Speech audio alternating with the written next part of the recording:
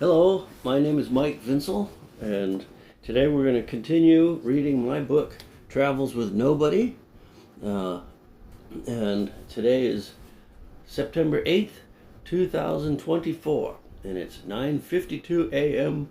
in Japan. This is Nagoya, Japan, where I'm living here. And here we go.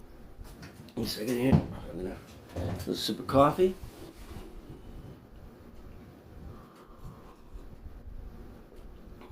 All right. So chapter 17, and that's on page 261. Here we go. Chapter 17, Pulling Trees. When we had finished sorting the trees at the nursery, the next job would be pulling the trees for the next order. I once asked Junior about how the business of the nursery worked. He explained that lumber companies would place orders for certain numbers of trees of a certain species of certain specifications. To grow the trees, Dave Fletcher and Ernie Baldwin harvested the cones for the seeds of Seufert Nurseries. Junior said that Seufert took pride in sourcing its seed directly, not from a commercial seed supplier. Typically, Dave and Ernie would go to the Gifford Pinchot National Forest with a permit, choose several good trees, and they would climb up to the crowns and gather cones. Those guys are good rock climbers. No, those guys are rock climbers, and they're also good tree climbers. You know, some of those trees are over 200 feet tall, Junior told me. I marveled at the idea of Dave and Ernie climbing around in the crowns of trees, gathering cones. What interesting work. In choosing trees, they need to check for indicators of disease and general health, and choose different trees from sufficiently distant locations in order to maximize genetic diversity of the lot. When they have gathered enough cones, they return and spend the next few days removing the seeds from the cones. All of this was done in the fall, when the cones would be ripe, Junior told me. He gave me a personal tour of all the facilities. He started with the walk-in refrigerator, where the seeds were kept until spring. Then, until spring, when they would be planted in the greenhouses.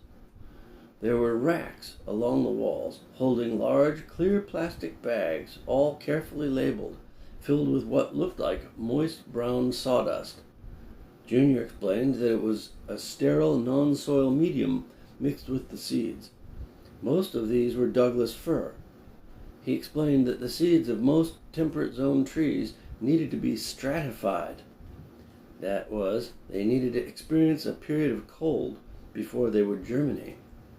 For most of the trees we worked with, it was 2 months of temperatures below 35 degrees.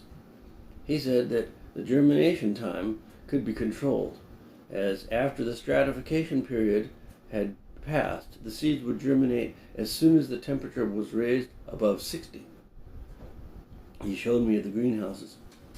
Rack upon rack of plastic planting trays stretched to the far end of the gigantic structure, each tray with 48 cylinders filled with soil, out of each cylinder grew a young tree.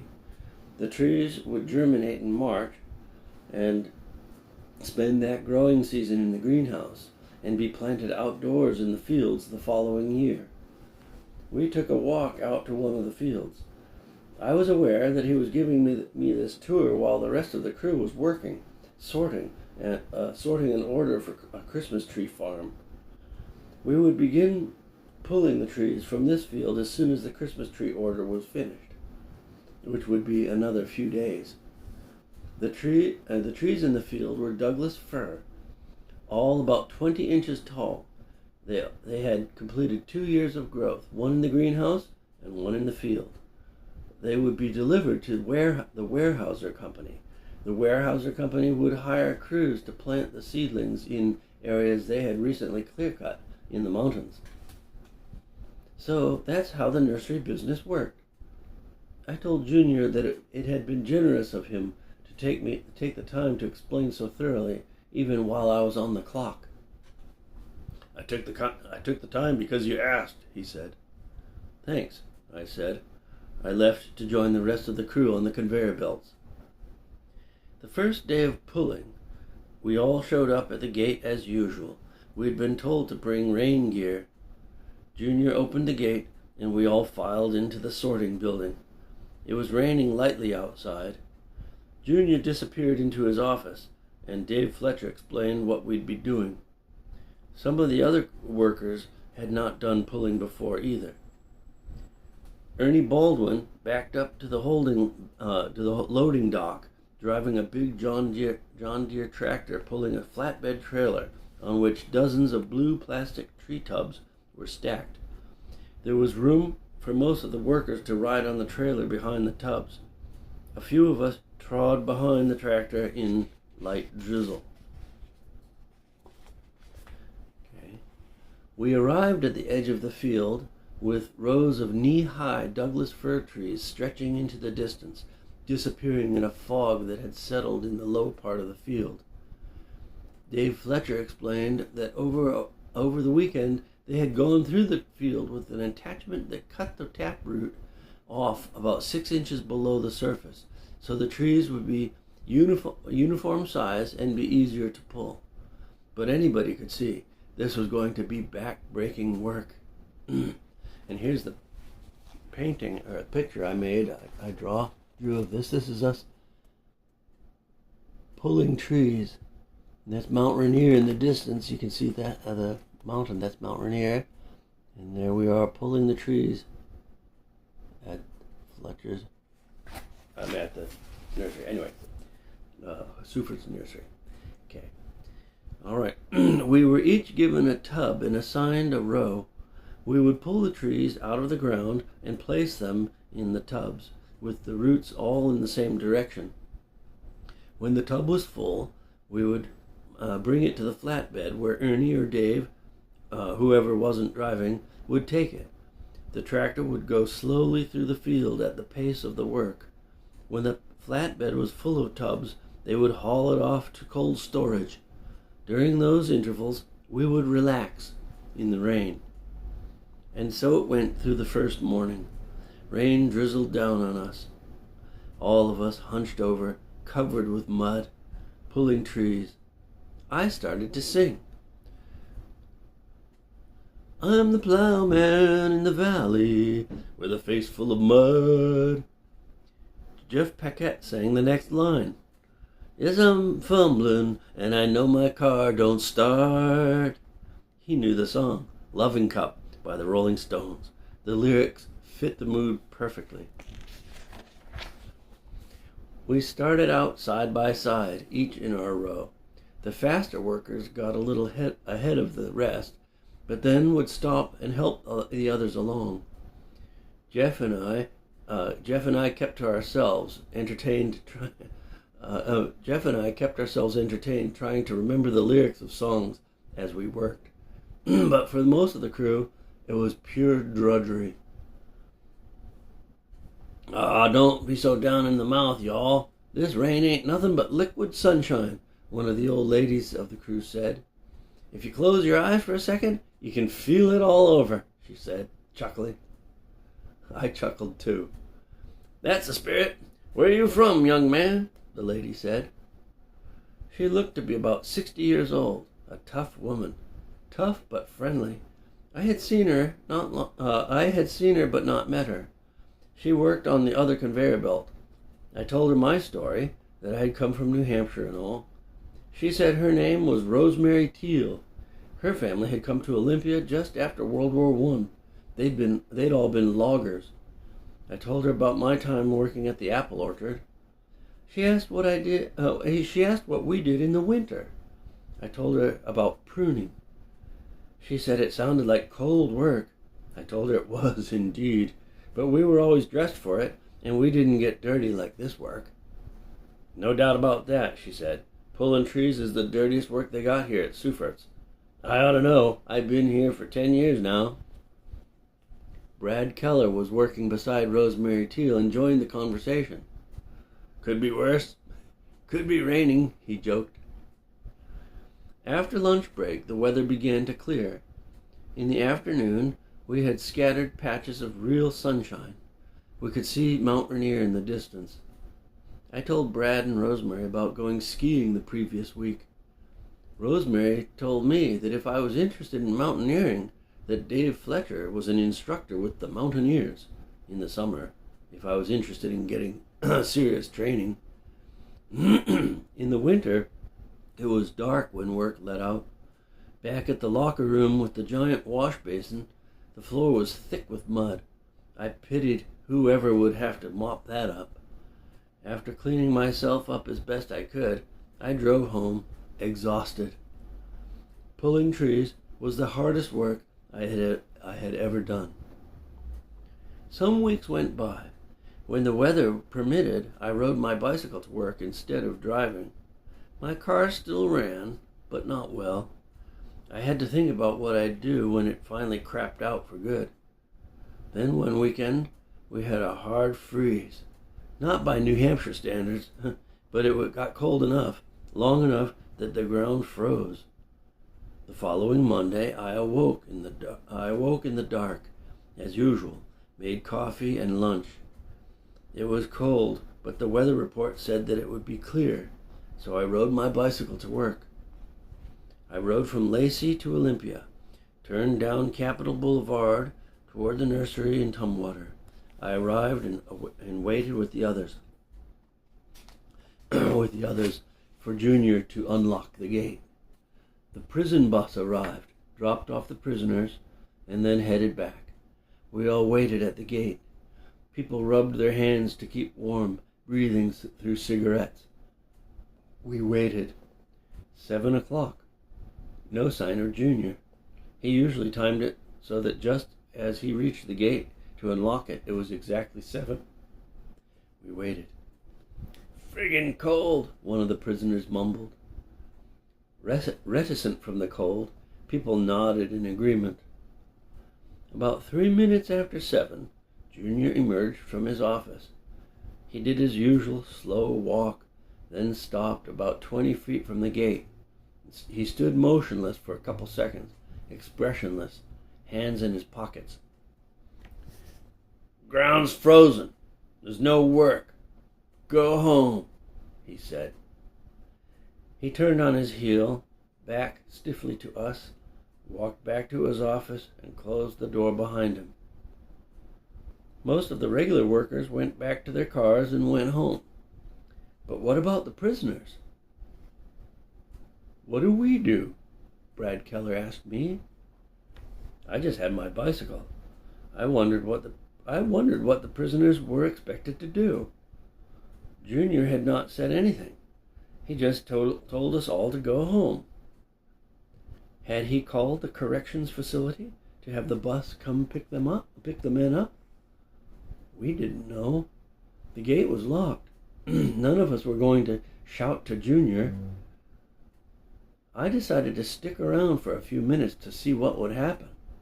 There was a regular city bus stop just up the street from the nursery. It had a bench where the men could at least sit. It was within sight of the gate. If Junior came back to the gate to tell the prisoners what to do, we would be able to see them. He would be able to see them on the bench. We all went there to wait. But after about 10 minutes, the bus had not returned. There had been no word from Junior. I had an idea. "You know, the Olympia Brewery starts tours at 8 o'clock. If we walk slowly, it'll be perfect timing," I said to the men. They looked at me wondering. "Tour? What do they do?" one of them asked. I explained that beer companies allowed the public to take tours of their breweries. There'd be a guide explaining how they make beer, and at the end of the tour, they have a place where you can taste the beer for free. "The whole thing is free," I said. "You can drink beer for free? You're shitting me," one prisoner said. I would later learn his name, Tom Grace. I told them that I had done it at the Budweiser Brewery in New Hampshire, which was true. I hadn't been able to drink then because I was too young, but my father had several glasses for free. I figured Olympia might be the same. I remembered the smell of the brewery, a wonderful smell. There's nothing else that smells like a brewery, but I didn't say anything about that. Some of the men didn't want to take the chance of getting caught. The idea of the brewery tour had come to me before the acknowledgement that for them coming along would constitute an escape attempt.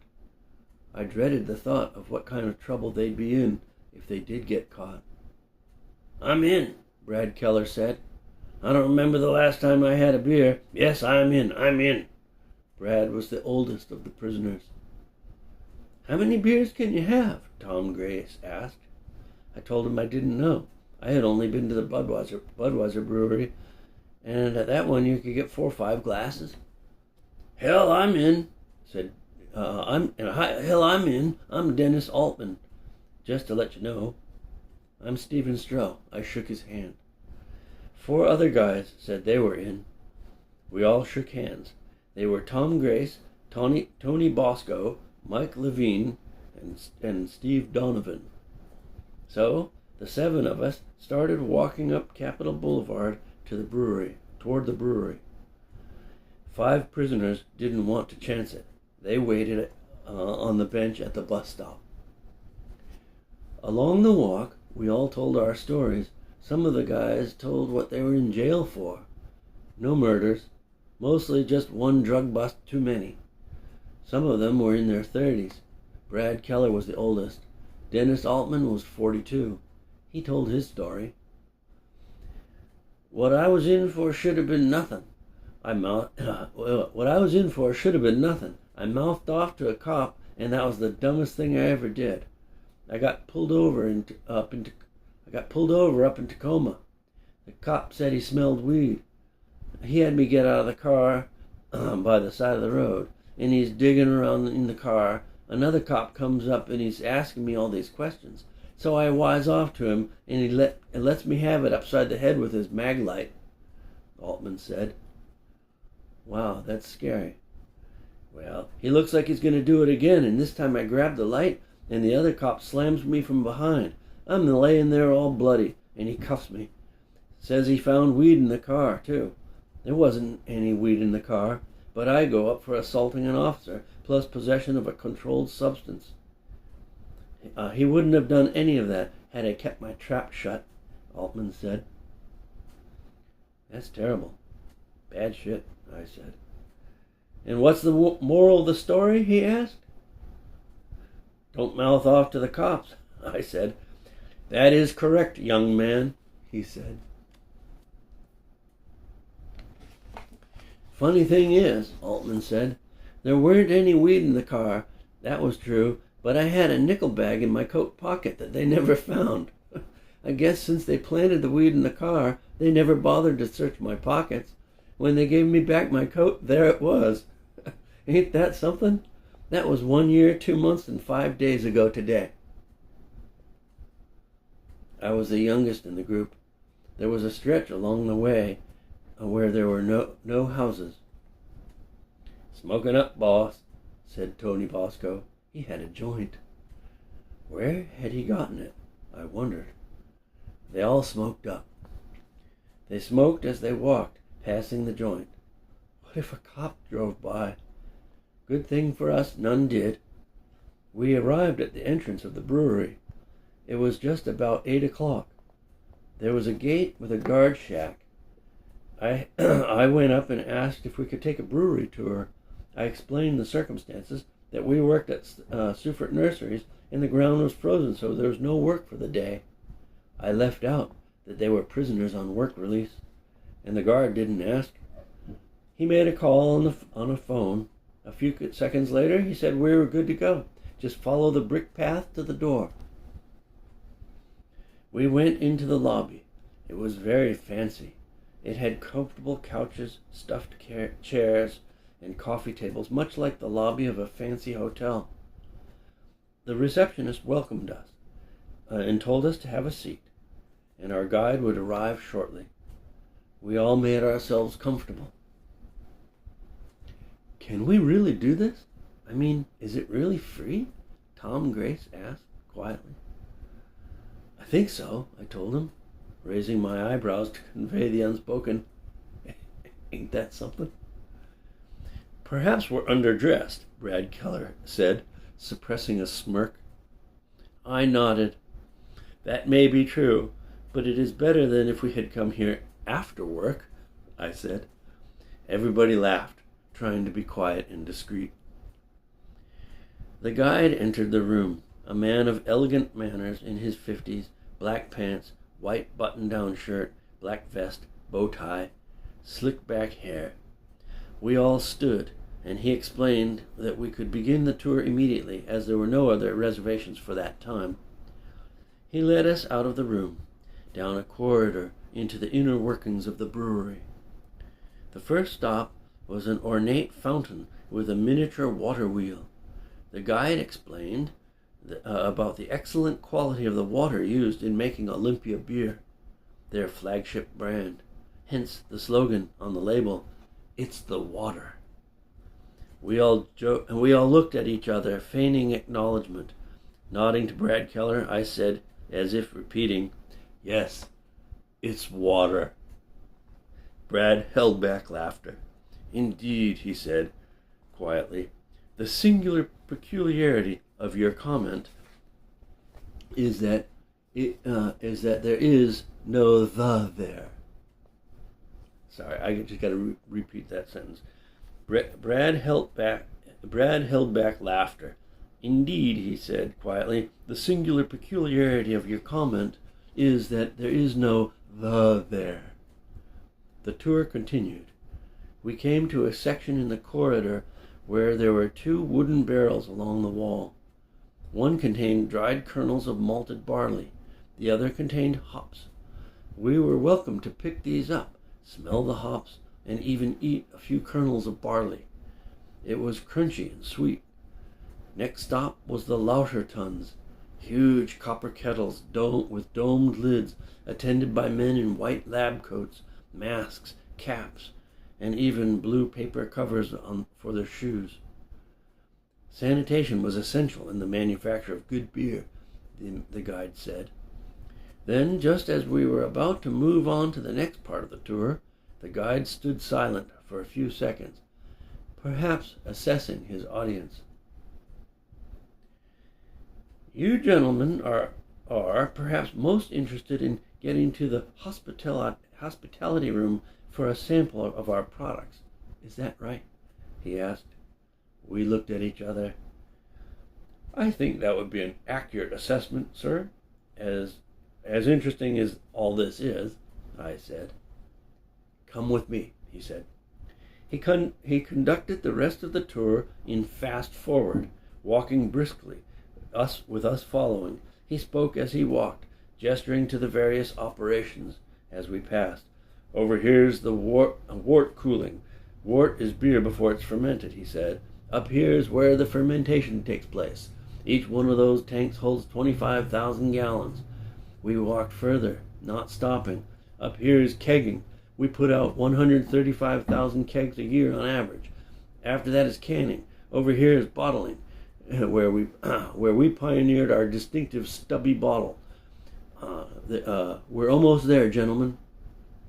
And finally, we arrived at the hospitality room.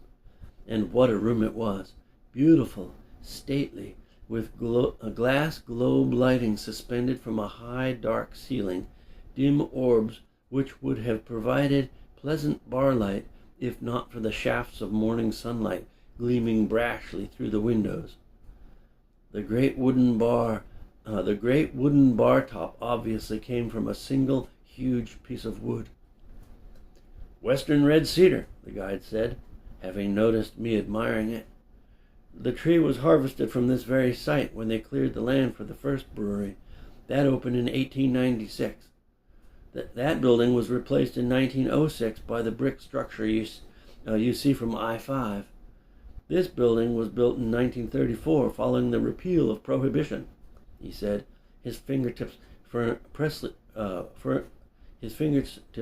pressed on the surface. The decor was that of a German beer hall, with coats of arms on the walls and nostalgic advertising posters dating from the founding days of the brewery. There were tables, but we all preferred to stand at the bar. We could put our foot on the brass rail as we stood. The guide became our bartender. "I'd like to start you all out with a fresh glass of Olympia," he said, turning to take a glass from the rack. "At this facility we also make Pabst Blue Ribbon and Old English 800 malt liquor. You're all encouraged to try those as well. But first, here we go." He began pouring the beer, tilting the conical Pilsner glasses with the Olympia logo on the side. "Very nice," we all agreed. When everybody had a glass, we toasted.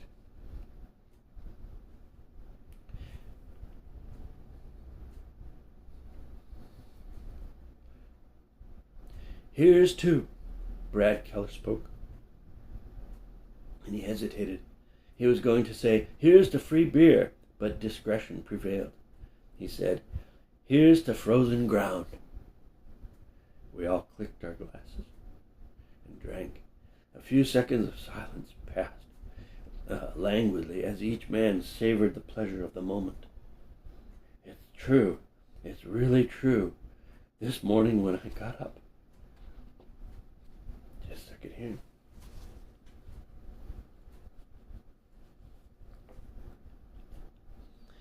Sorry. Here's a picture. Here's the picture of us at the Olympia Brewery. That glass in the foreground, that would be Stephen Stroh, but secretly that's me. That'd be Brad Keller. Yeah, the prisoner's there, and there's the bartender. Okay.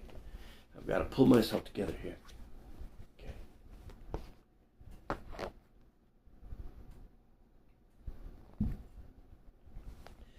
Okay, taking up page 277. We all clicked our glasses and drank. A few seconds of silence passed languidly as each man savored the pleasure of the moment. "It's true. It's really true. This morning when I got up, I never in 1,000 years would have dreamed that I'd be drinking beer today, and for free," Tony Bosco said. It was truly a glorious moment. The guide was generous.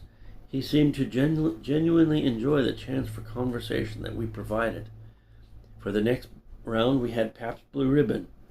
After that we had Old English 800. After that we were free to choose what we liked. We all put on our best behavior when talking to the guide. The guide asked Brad Keller which was his favorite of the three. Brad thought for a moment. "I believe I'm partial to the Olympia." "I like the Olympia, but I think I'd like to try another glass of Pabst Blue Ribbon, just for comparison's sake," I said. After an hour or so had passed, we had all become comfortable in the situation. The guide was indeed a great conversationalist. We all told our stories of where we were from, and what things we liked to do, what music we liked. He was an avid fly fisherman and was impressed when I had mentioned familiarity with the name of the Deschutes River, that the one that flowed right by the brewery was not the famous fly fishing river of Oregon. He told me about fishing the Deschutes in Oregon, and added that the Deschutes and Willamette valleys were also prime hop growing areas. I had lost count of how many glasses I'd had when I gingerly asked for another. He mentioned that, in principle, patrons were allowed up to 4 glasses, but it was flexible according to the situation, he reassured me, and got me another glass. I noticed that as the hours went by and the conversation reached personal depths, the guide never brought up any topics that might reveal the current personal circumstances of any of us. To this day, drawing a picture by the pond in Japan, when I remember back to that time, I wonder if the guide might have deduced that the men were prisoners on work release. Nowadays, looking back on it, I wonder if neighboring business would have had to be notified if prisoners were to be employed at a nearby work site. If the guide had known, he did a good job of hiding any curiosity about it. It was almost 11 o'clock when he politely let us know that he had been notified that another tour would be arriving soon, so it was time for us to go.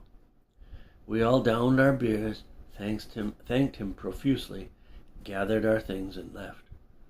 We followed the brick walkway back to Capitol Boulevard. Outside was sunny, the air brisk, just above freezing. We walked back toward the nursery.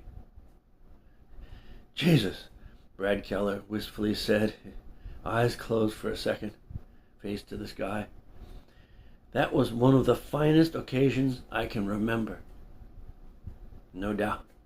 Thanks, Steve," Tom Grace said.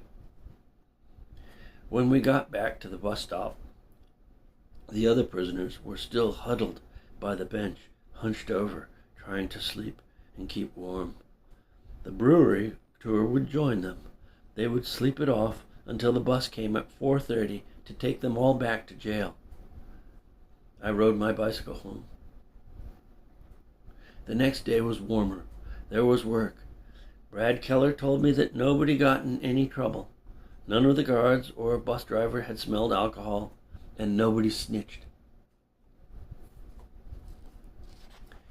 That's the end of that chapter. Thank you. I'm sorry for my little emotional breakdown there.